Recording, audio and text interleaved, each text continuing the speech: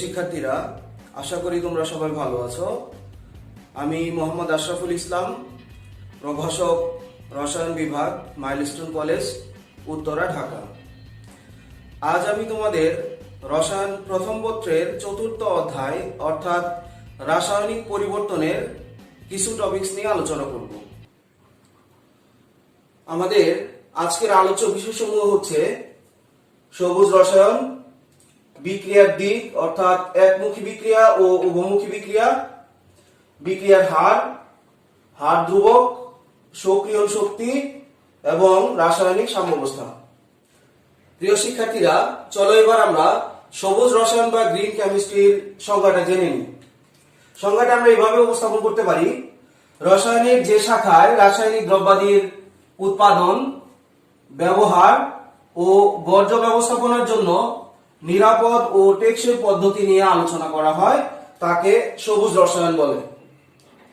অর্থাৎ green chemistry বা সবুজ রসায়ন হলো রসায়নের এমন একটি শাখা যেখানে কম পরিবেশ দূষণ করে এমন সব প্রক্রিয়া এবং উৎপাদন পদ্ধতি নিয়ে আলোচনা করা হয়। গ্রিন কেমিস্ট্রি বা সবুজ রসায়নের উদ্দেশ্য বাস্তবায়নের জন্য 12টি নীতি আন্তর্জাতিকভাবে রসায়নবিদদের দ্বারা নির্ধারিত হয়েছে।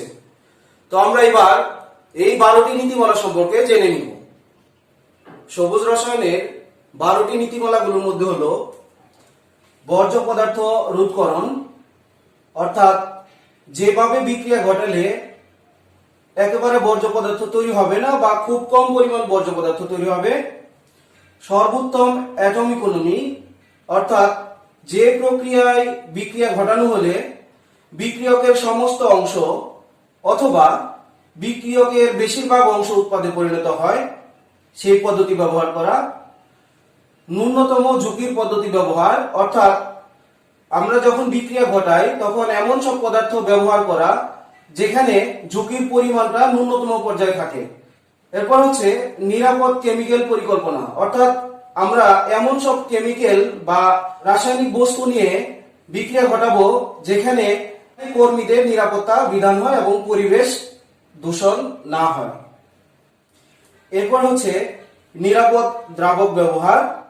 এরপর বিক্রিয়ার শক্তির দক্ষতা পরিকল্পনা, অর্থাৎ বিক্রিয়াটা এমন ভাবে ঘটাবো যেখানে কম পরিমাণ তাপ ও বিদ্যুৎ শক্তি খরচ হয়। এরপর হচ্ছে নবায়নযোগ্য কাঁচামাল ব্যবহার করা। ন্যূনতম উপজাতক, অর্থাৎ যে পদ্ধতিতে বিক্রিয়া ঘটালে উপজাতক অর্থাৎ ডেরিভেটিভস খুব কম পরিমাণে উৎপন্ন হয় সেই পদ্ধতি ব্যবহার করা। প্রভাবক প্রয়োগ, অর্থাৎ বিক্রিয়ায় যদি আমরা প্রভাব ব্যবহার করি তাহলে বিক্রিয়ার হার বাড়বে, অর্থাৎ আমাদের উৎপাদন বৃদ্ধি পাবে।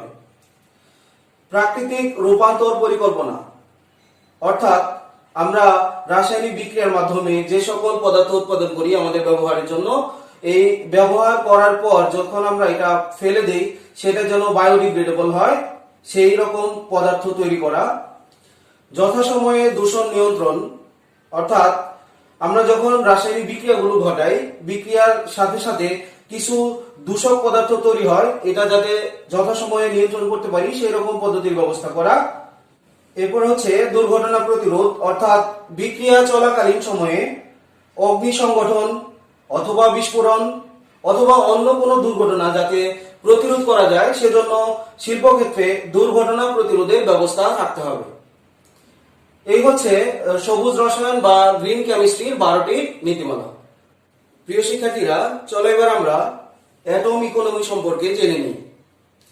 অ্যাটম ইকোনমির সংজ্ঞাটা আমরা এভাবে দিতে পারি: কোন রাসায়নিক বিক্রিয়ার ক্ষেত্রে উৎপন্ন কাঙ্ক্ষিত উৎপাদের ভর ও বিক্রিয়কের মোট ভরের অনুপাতের 100 গুণিতক সংখ্যা মানকে অ্যাটম ইকোনমি বলে।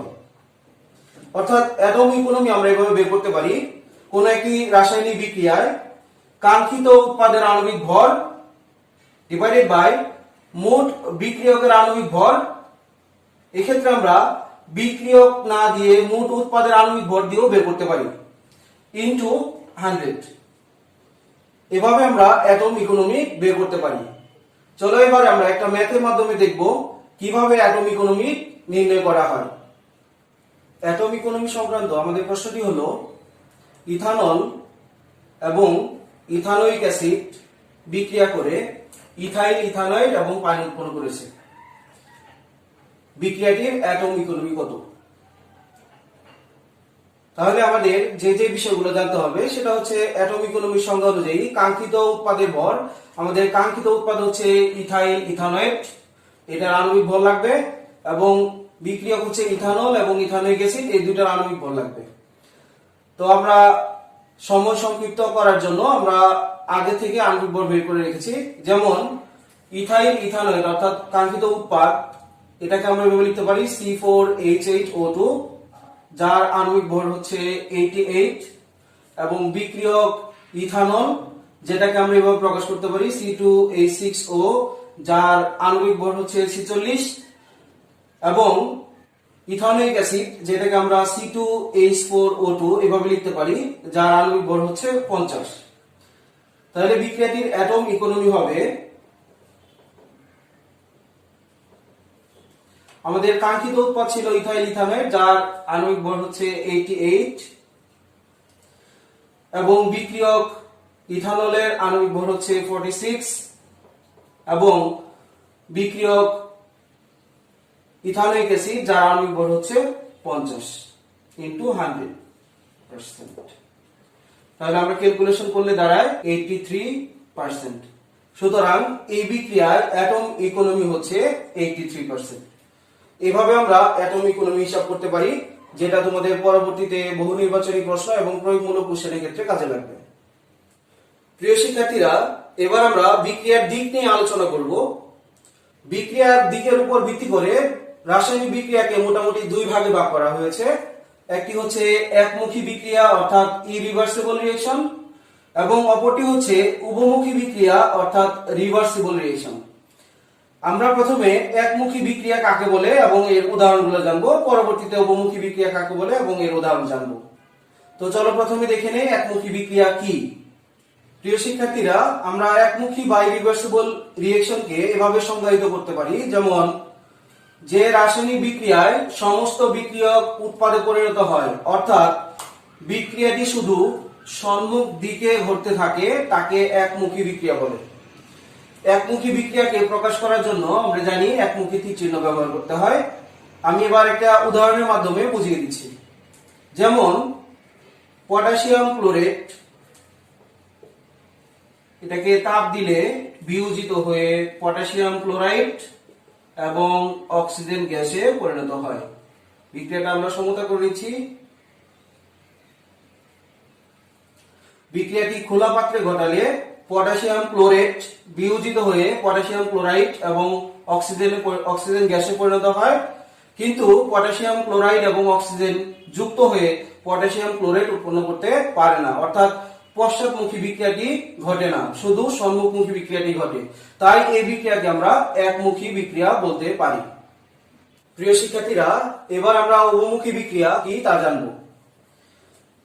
আমরা উভমুখী বিক্রিয়াটাকে এভাবে সংজ্ঞায়িত করতে পারি, যে রাসায়নিক বিক্রিয়া একই সাথে সম্মুখ ও পশ্চাৎ দিকে ঘটে তাকে উভমুখী বিক্রিয়া বলে। অর্থাৎ যে বিক্রিয়ায় বিক্রিয়ক পদার্থ বিক্রিয়া করে উৎপাদে পরিণত হয় এবং উৎপন্ন পদার্থগুলো পরস্পরের সাথে আবার বিক্রিয়া করে বিক্রিয়ক পদার্থে পরিণত হয়, এই সমস্ত বিক্রিয়াকে উভমুখী বিক্রিয়া বলে। উভমুখী বিক্রিয়াকে প্রকাশ করার জন্য আমরা উভমুখী তীর চিহ্ন ব্যবহার করব। আমি একটি উদাহরণের মাধ্যমে দেখিয়েছি।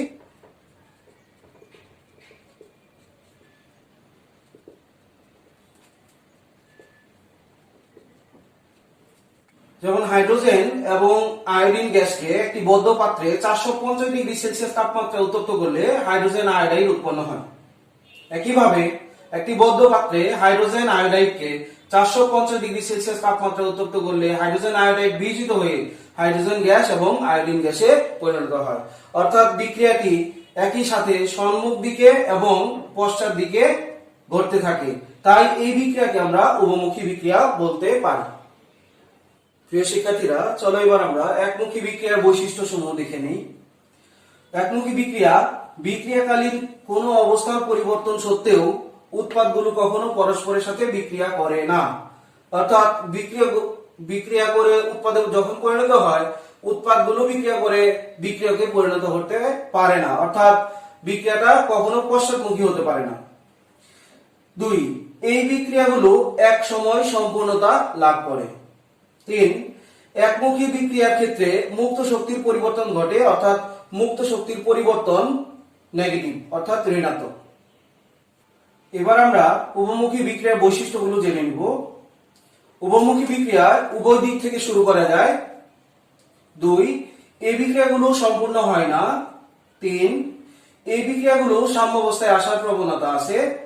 4, এই বিক্রিয়াগুলোকে সাধারণত উভমুখী টিক চিহ্ন দিয়ে ব্যবহার করা হয়। 5, ও সম্মুখমুখী এবং পশ্চাৎমুখী বিক্রিয়ার হার যখন সমান হয় তখন বিক্রিয়াটি সাম্যাবস্থায় উপনীত হয়। প্রিয় শিক্ষার্থীরা, এবার আমরা জানবো কিভাবে উভমুখী বিক্রিয়াকে একমুখী বিক্রিয়ায় রূপান্তর করা হয়। আমরা জানি উভমুখী বিক্রিয়াটা অসম্পূর্ণ বিক্রিয়া, তাহলে আমাদের কাঙ্ক্ষিত উৎপাদ পেতে গেলে বিক্রিয়াটিকে একমুখী করতে হবে। তো আমি 3টি পদ্ধতি আলোচনা করব। এই 3টি পদ্ধতির মাধ্যমে উভমুখী বিক্রিয়াকে একমুখী বিক্রিয়ায় রূপান্তর করা যায়। প্রথমটি হচ্ছে খোলা পাত্রে বিক্রিয়া ঘটিয়ে। বিক্রিয়ক যদি তরল বা কঠিন পদার্থ হয় এবং উৎপন্ন পদার্থের কোনো একটি যদি গ্যাসীয় পদার্থ হয়, তবে বিক্রিয়াটি বদ্ধ পাত্রে না ঘটিয়ে যদি খোলা পাত্রে ঘটানো হয় তবে উভমুখী বিক্রিয়া একমুখী বিক্রিয়ায় রূপান্তর হয়। যেমন ক্যালসিয়াম কার্বনেট, কঠিন ক্যালসিয়াম কার্বনেটকে উত্তপ্ত করলে ক্যালসিয়াম অক্সাইড এবং কার্বন ডাই অক্সাইড গ্যাসে পরিণত হয়। বিক্রিয়াটা যদি আমরা বদ্ধ পাত্রে সংঘটিত করি তবে বিক্রিয়াটি উভমুখী বিক্রিয়া। যদি এই বিক্রিয়াটিকে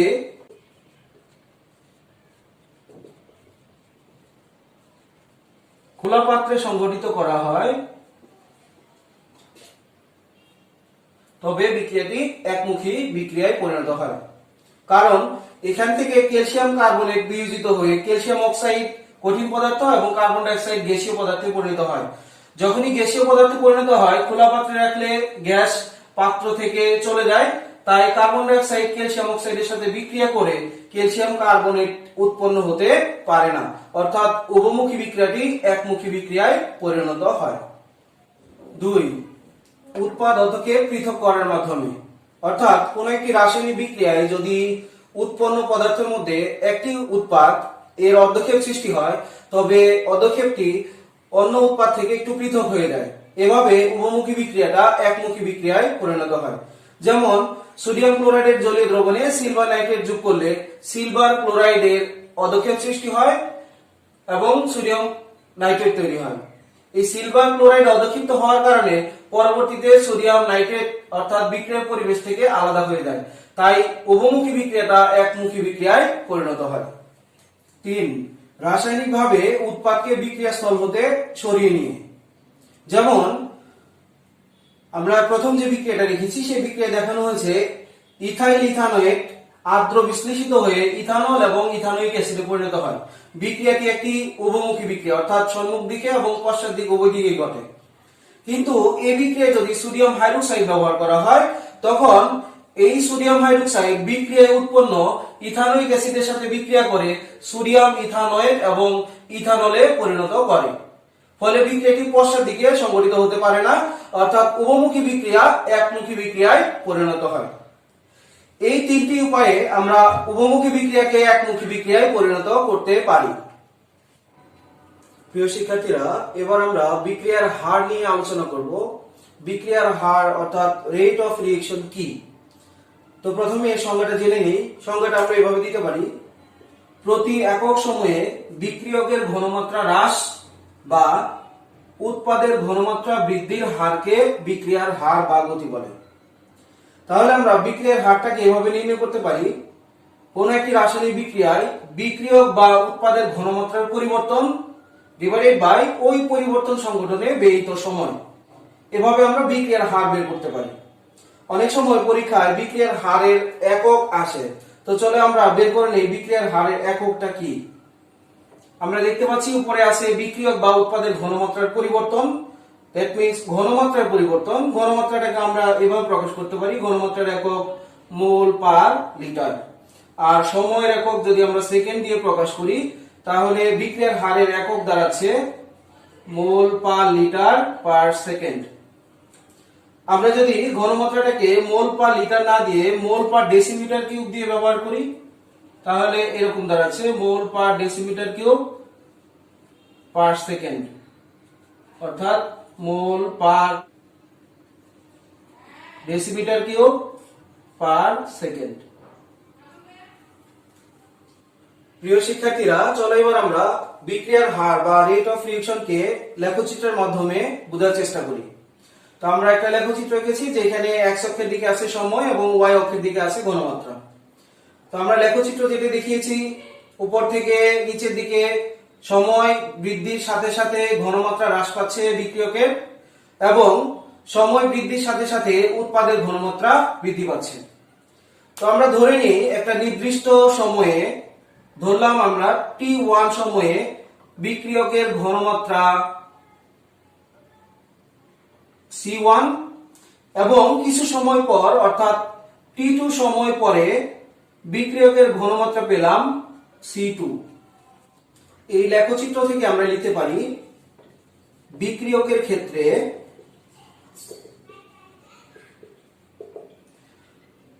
ঘনমাত্রার পরিবর্তন সমান সমান C2 মাইনাস C1। প্রিয় শিক্ষার্থীরা, বিষয়টি ভালোভাবে খেয়াল করো। আমরা বলেছিলাম সময় বৃদ্ধির সাথে সাথে বিক্রিয়কের ঘনমাত্রা হ্রাস পায়, তাহলে C1 এর মান থেকে C2 এর মানটা নিশ্চয়ই ছোট মান থেকে বড় মান বিয়োগ করে দিলে একটা ঋণাত্মক চিহ্ন আসে। কিন্তু আমরা জানি বিক্রিয়ার হার কখনো ঋণাত্মক হয় না। এই ঋণাত্মক সাইন যেন না আসে তাই বিক্রিয়কের ঘনমাত্রার পরিবর্তন ডেল্টা সি এর আগে একটা ঋণাত্মক সাইন ব্যবহার করতে হয়। এবার দেখি আমরা সময়ের পরিবর্তন কতটুকু হয়েছে। সময়ের পরিবর্তন T2 মাইনাস T1 সমান ডেল্টা টি, অর্থাৎ আমরা লিখতে পারি ডেল্টা টি সময় ব্যবধানে বিক্রিয়কের ঘনমাত্রা হ্রাস মাইনাস ডেল্টা সি, অর্থাৎ একক সময় ব্যবধানে বিক্রিয়কের ঘনমাত্রা হ্রাস minus delta C by delta T, অর্থাৎ বিক্রিয়কের ক্ষেত্রে বিক্রিয়ার হার আর সমান সমান minus delta C by delta T. এই পরিবর্তনটা যদি ক্ষুদ্র সময় ব্যবধানে হয় তাহলে বিক্রিয়ার হারটাকে আমরা ডেল্টার পরিবর্তে ডি দিয়ে প্রকাশ করতে পারি, অর্থাৎ বিক্রিয়ার হার ডি আর সমান মাইনাস ডিসি বাই ডিটি। আমরা এবার উৎপাদের ক্ষেত্রে চিন্তা করি। ধরে নেই T1 সময়ে উৎপাদের ঘনমাত্রা ছিল x1 এবং কিছু সময় পর অর্থাৎ T2 সময়ে উৎপাদের ঘনমাত্রা হয়েছে x2, অর্থাৎ সময় যত বৃদ্ধি পেয়েছে উৎপাদের ঘনমাত্রা বৃদ্ধি পেয়েছে। তাহলে আমরা এই ক্ষেত্রে লিখতে পারি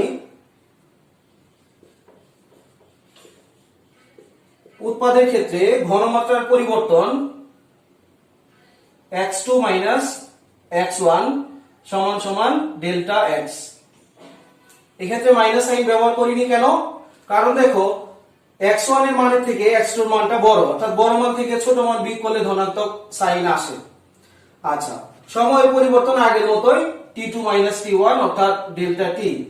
তাহলে উৎপাদের ক্ষেত্রে আমরা লিখতে পারি ডেল্টা টি সময় ব্যবধানে উৎপাদের ঘনমাত্রার পরিবর্তন ডেল্টা এক্স, অতএব একক সময় ব্যবধানে উৎপাদের ঘনমাত্রার পরিবর্তন delta x by delta T, অর্থাৎ উৎপাদের ক্ষেত্রে বিক্রিয়ার হার আর সমান ডেল্টা এক্স বাই ডেল্টা টি। সময় ব্যবধানটা যদি ক্ষুদ্র চিন্তা করি তাহলে বিক্রিয়ার হার দাঁড়াচ্ছে আর সমান dx বাই dt, অর্থাৎ বিক্রিয়ার হার দেখতে পেলাম আমরা বিক্রিয়ার ক্ষেত্রে মাইনাস dc বাই dt এবং উৎপাদের ক্ষেত্রে dx বাই dt। এভাবে আমরা বিক্রিয়ার হার নির্ণয় করতে পারব। এবার আমরা বিক্রিয়ার হার নির্ণয় করার জন্য একটি গাণিতিক সমস্যার সমাধান দেখব। তো গাণিতিক সমস্যাটি হচ্ছে, একটি বিক্রিয়ার ক্ষেত্রে 30 মিনিটে বিক্রিয়কের ঘনমাত্রা 0.35 মোলার থেকে হ্রাস পেয়ে 0.15 মোলার হলো। মিনিট ও সেকেন্ডকে সময়ের একক হিসাব করে গড় বিক্রিয়ার হার নির্ণয় করো। এই সমস্যাটি সমাধান করার জন্য আমাদের যে মানগুলো লাগবে, বিক্রিয়কের ঘনমাত্রার পরিবর্তন এবং ওই পরিবর্তন সংঘটনে ব্যয়িত সময়। তো আমরা দেখতে পাচ্ছি ঘনমাত্রার পরিবর্তন 0.35 থেকে হ্রাস পেয়ে 0.15 হয়েছে। তো বিক্রিয়কের ক্ষেত্রে ঘনমাত্রা পরিবর্তন ডেল্টা সি সমান সমান C2 মাইনাস C1। C2 এর মান অর্থাৎ পরবর্তী ঘনমাত্রা 0.15, আদি ঘনমাত্রা 0.35 মোলার। ঘনমাত্রার পরিবর্তন তাহলে দাঁড়াচ্ছে মাইনাস 0.20 মোলার। সময়ের পরিবর্তন আমরা যদি সময়টাকে মিনিট হিসাবে বিবেচনা করি তাহলে ডেল্টা টি সমান 30 মিনিট। তাহলে গড় বিক্রিয়ার হার R সমান সমান minus delta C by delta T, minus delta C এর মান হচ্ছে মাইনাস 0.20 মোলার বা মোল পার লিটার এবং সময়ের পরিবর্তন হচ্ছে 30 মিনিট। তাহলে ক্যালকুলেশন করলে মানটা দাঁড়াচ্ছে 6.67 into 10 to the power minus 3 mole per litre per minute. এবার সময়টাকে যদি আমরা মিনিট থেকে সেকেন্ডে কনভার্ট করি, 30 মিনিট সমান হচ্ছে 30 into 60 সেকেন্ড, অর্থাৎ 1800 সেকেন্ড। তো মানটা যদি আমরা এখানে বসাই তাহলে আমাদের রেজাল্ট আসবে 1.1 into 10 to the power minus 4 mole per litre per second. প্রিয় শিক্ষার্থীরা, এবার আমরা ভিন্ন মোল সংখ্যার বিক্রিয়ক ও উৎপাদের ক্ষেত্রে বিক্রিয়ার হার নির্ণয় করা শিখব। একটি বিক্রিয়া আছে এরকম, A মোল A এবং B মোল B বিক্রিয়া করে M মোল M এবং N মোল N উৎপন্ন করেছে। এই বিক্রিয়ার ক্ষেত্রে বিক্রিয়ার হার নির্ণয় করব কিভাবে? বিক্রিয়ার হার R সমান মাইনাস যত মোল বিক্রিয়ক থাকবে সেটা ভাগ হয়ে যাবে, অর্থাৎ এখানে বিক্রিয়ক A এর সাথে আছে কত মোল? A মোল, তাহলে হবে 1/A into D of concentration of A divided by dt। একইভাবে B বিক্রিয়ক B এর সাথে কত মোল আছে? B মোল, তাহলে সেক্ষেত্রে হবে minus 1/B into D of concentration of B divided by dt। উৎপাদের ক্ষেত্রে ঋণাত্মক সাইন ব্যবহার হবে না, শুধু 1/m into D of concentration of M divided by dt, এবং n এর ক্ষেত্রে যেহেতু n মোল n উৎপন্ন হয়েছে তাই 1/n into D of concentration of N divided by dt। এভাবে আমরা বিক্রিয়ার হার নির্ণয় করতে পারবো যখন ভিন্ন মোল সংখ্যার বিক্রিয়ক বা উৎপাদ থাকবে। যেমন একটি বিক্রিয়া চিন্তা করি, নাইট্রোজেন এবং হাইড্রোজেন বিক্রিয়া করে অ্যামোনিয়া উৎপন্ন হয়েছে। এই ক্ষেত্রে বিক্রিয়ার হার R সমান হবে, যেহেতু এখানে নাইট্রোজেন 1 মোল আছে তাই 1/1 হবে, 1/1 দিলাম না, D of concentration of nitrogen divided by dt, অবশ্যই মাইনাস সাইন ব্যবহার করতে হবে যেহেতু নাইট্রোজেন বিক্রিয়ক এখানে, আর এখানে মাইনাস 1/3 কারণ হাইড্রোজেন কত মোল? 3 মোল। D of concentration of hydrogen divided by dt সমান সমান উৎপাদ অ্যামোনিয়া আছে কত মোল? 2 মোল, যেহেতু উৎপাদ তাই এখানে প্লাস সাইন ব্যবহার করব, তাই 1/2 into D of concentration of ammonia divided by dt। চলো এবার আমরা এই আলোচনা থেকে এই প্রশ্নটির সমাধান করি। দেওয়া আছে ডাইনাইট্রোজেন পেন্টক্সাইড বিয়োজিত হয়ে নাইট্রোজেন ডাইঅক্সাইড এবং অক্সিজেন গ্যাসে পরিণত হয়েছে। এই বিক্রিয়ায় 6 সেকেন্ডে নাইট্রোজেন ডাইঅক্সাইডের ঘনমাত্রা 3.0 × 10⁻³ মোল পার লিটার বৃদ্ধি পায়। বিক্রিয়ার হার নির্ণয় করো। আমাদের বিক্রিয়ার হার নির্ণয় করতে গেলে আমরা দেখতে হবে বিক্রিয়কের ঘনমাত্রার মান দেওয়া আছে না উৎপাদের ঘনমাত্রার মান দেওয়া আছে। এই বিক্রিয়ায় আমরা দেখতে পাচ্ছি নাইট্রোজেন ডাইঅক্সাইডের ঘনমাত্রা মান দেওয়া আছে, অর্থাৎ উৎপাদের মান দেওয়া আছে। নাইট্রোজেন ডাইঅক্সাইডের ঘনমাত্রা বৃদ্ধি পেয়েছে, অর্থাৎ D of concentration of NO2 is equals to 3.0 into 10⁻³ mole per litre এবং সময়ের পরিবর্তন দেওয়া আছে dt সমান 6 সেকেন্ড। এবার আমরা বিক্রিয়ার হারটা নির্ণয় করব। বিক্রিয়ার হার R সমান, যেহেতু এখানে নাইট্রোজেন ডাইঅক্সাইড 2 মোল আছে এবং এটি একটি উৎপাদ, তাই আমরা মাইনাস সাইন ব্যবহার করব না। আর 2 মোল থাকার কারণে আমরা কি করব 1/2 into D of concentration of nitrogen dioxide divided by dt। এবার আমরা মানটা বসিয়ে দেই। Half into D of nitrogen dioxide এর মান হচ্ছে 3.0 into 10⁻³ dt এর মান হচ্ছে 6। তাহলে ক্যালকুলেশন করলে মানটি দাঁড়ায় 1.25 into 10⁻⁴ মোল পার লিটার পার সেকেন্ড। এবার আমরা জানবো হার ধ্রুবক বা বেগ ধ্রুবক কাকে বলে। আমরা বিক্রিয়ার হারকে R দ্বারা প্রকাশ করেছি এবং বিক্রিয়কের ঘনমাত্রাকে যদি C দ্বারা প্রকাশ করি। আমরা জানি কোন একটি রাসায়নিক বিক্রিয়ায় বিক্রিয়কের ঘনমাত্রা যত বাড়বে বিক্রিয়ার হার তত বৃদ্ধি পাবে। তাহলে বিক্রিয়কের ঘনমাত্রার সাথে বিক্রিয়ার হারের সম্পর্ক হচ্ছে সমানুপাতিক। তাহলে আমরা লিখতে পারি R সমানুপাতিক C। তো এটাকে আমরা যদি ক্যালকুলেশন করি R সমান K × C। এখানে K একটি সমানুপাতিক ধ্রুবক, এই K সমান হচ্ছে R/C। এখন যদি C এর মান 1 একক হয় তাহলে K সমান কি হয় R। কখন? যখন C এর মান 1 একক। এখানে সমানুপাতিক ধ্রুবক এই Kটাই হচ্ছে হার ধ্রুবক বা বেগ ধ্রুবক। তাহলে আমরা বেগ ধ্রুবকের সংজ্ঞা এভাবে বলতে পারি, বিক্রিয়কের প্রতি একক ঘনমাত্রায় বিক্রিয়ার হারকে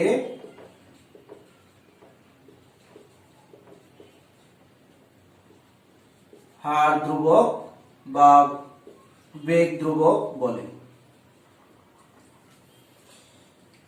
তাহলে যদি সংখ্যাটা মনে নাও থাকে তাহলে আমরা এই সম্পর্কটা থেকেই আমরা এটা সংখ্যা মনে রাখতে পারবো। যেমন R সমানুপাতিক C, সেখান থেকে আসলো কি K সমান R। কখন? যখন C এর মান 1 একক।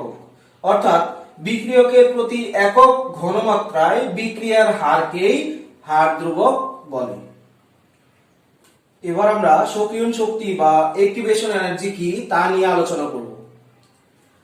সক্রিয়ণ শক্তিকে আমরা এভাবে সংজ্ঞায়িত করতে পারি, ন্যূনতম যে পরিমাণ শক্তি অর্জন করলে বিক্রিয়ক অণুসমূহ বিক্রিয়ায় অংশগ্রহণ করার সামর্থ্য অর্জন করে তাকে সক্রিয়ণ শক্তি বলে।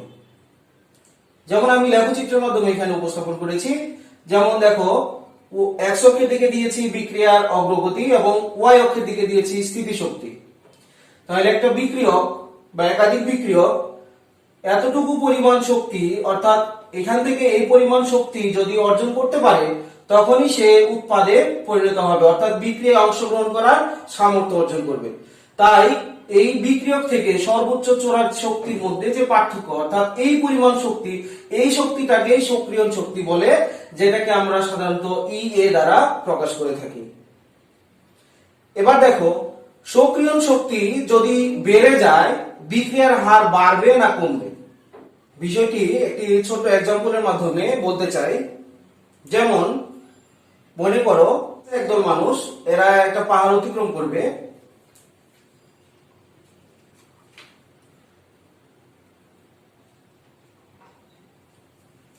নিশ্চয় এই পাহাড়ের থেকে এই পাহাড়ের উচ্চতাটা একটু কম, তাহলে বলো তো এই পাহাড়টা অতিক্রম করতে কম সময় লাগবে না এই পাহাড়টা অতিক্রম করতে কম সময় লাগবে? নিশ্চয় এই পাহাড়টা অতিক্রম করতে কম সময় লাগবে, কারণ এই পাহাড়ের উচ্চতাটা কম। অর্থাৎ সক্রিয়ণ শক্তি দিয়ে যদি চিন্তা করি আমরা, সক্রিয়ণ শক্তি যত কম হবে তত তাড়াতাড়ি এই উচ্চতায় ওঠা যাবে এবং বিক্রিয়ক উৎপাদে পরিণত হবে। সুতরাং আমরা বলতে পারি সক্রিয়ণ শক্তির মান যত হ্রাস পাবে বিক্রিয়ার হার তত বৃদ্ধি পাবে। সক্রিয়ণ শক্তির মান যত বৃদ্ধি পাবে বিক্রিয়ার হার তত হ্রাস পাবে। তাহলে সক্রিয়ণ শক্তি এবং বিক্রিয়ার হারের মধ্যে সম্পর্ক হলো ব্যস্তানুপাতিক। এবার আমরা রাসায়নিক সাম্যাবস্থা বা কেমিক্যাল ইকুইলিব্রিয়াম নিয়ে আলোচনা করব। রাসায়নিক সাম্যাবস্থাকে আমরা এইভাবে সংজ্ঞায়িত করতে পারি: কোন অবমুখী রাসায়নিক বিক্রিয়ায় যে অবস্থায় সর্বমুখী ও পশ্চাৎমুখী বিক্রিয়ার হার সমান হয় সেই অবস্থাকে রাসায়নিক সাম্যাবস্থা বলে। যেমন হাইড্রোজেন এবং আয়োডিন বিক্রিয়া করে হাইড্রোজেন আয়োডাইড উৎপন্ন হয়। যে হারে হাইড্রোজেন এবং আয়োডিন বিক্রিয়া করে হাইড্রোজেন আয়োডাইডে পরিণত হয়, কিছু সময় পর হাইড্রোজেন আয়োডাইড একই হারে ভেঙে হাইড্রোজেন এবং আয়োডিনে পরিণত হয়। অর্থাৎ এমন একটা অবস্থা আসবে যে অবস্থায় সম্মুখমুখী বিক্রিয়ার হার এবং পশ্চাৎমুখী বিক্রিয়ার হার সমান হয়ে যাবে, সেই অবস্থাকে রাসায়নিক সাম্যাবস্থা বা কেমিক্যাল ইকুইলিব্রিয়াম বলে। তারপরে লেখচিত্রের মাধ্যমে এটাকে যদি উপস্থাপন করি, আমরা এক্স অক্ষের দিকে নিচ্ছি সময় এবং ওয়াই অক্ষের দিকে নিচ্ছি বিক্রিয়ার হার। তো আমরা দেখতে পাচ্ছি উপর থেকে নিচের দিকে যে রেখাটা আসতেছে সেটা হলো সম্মুখমুখী বিক্রিয়ার ক্ষেত্রে, আর নিচের থেকে যে রেখাটা উপরের দিকে উঠতেছে সেটা হচ্ছে পশ্চাৎমুখী বিক্রিয়ার ক্ষেত্রে। এমন একটা অবস্থা, অর্থাৎ এই অবস্থায় সম্মুখমুখী বিক্রিয়ার হার এবং পশ্চাৎমুখী বিক্রিয়ার হার সমান হয়ে গেছে, তাই এই অবস্থাটাই হচ্ছে রাসায়নিক সাম্যাবস্থা। রাসায়নিক সাম্যাবস্থার বাকি অংশটুকু আগামী ক্লাসে আলোচনা করা হবে। প্রিয় শিক্ষার্থীরা, তোমাদের জন্য বাড়ির কাজ হচ্ছে, প্রথমটি হচ্ছে ইথাইল ব্রোমাইড সোডিয়াম হাইড্রোক্সাইডের সাথে বিক্রিয়া করে ইথানল এবং সোডিয়াম ব্রোমাইড উৎপন্ন করে। এই বিক্রিয়ার অ্যাটম ইকোনমি কত সেটা তোমরা নির্ণয় করবে। এবং আরেকটি বাড়ির কাজ হচ্ছে, একটা বিক্রিয়া দেওয়া আছে, 2 মোল এ বিক্রিয়া করে 4 মোল বি এবং সি উৎপন্ন করেছে। 8 সেকেন্ডে বি এর ঘনমাত্রা 5 × 10⁻³ মোল পার লিটার বৃদ্ধি পায়। প্রশ্ন হচ্ছে বি কি হারে উৎপন্ন হয় এবং এ কি হারে হ্রাস পায়।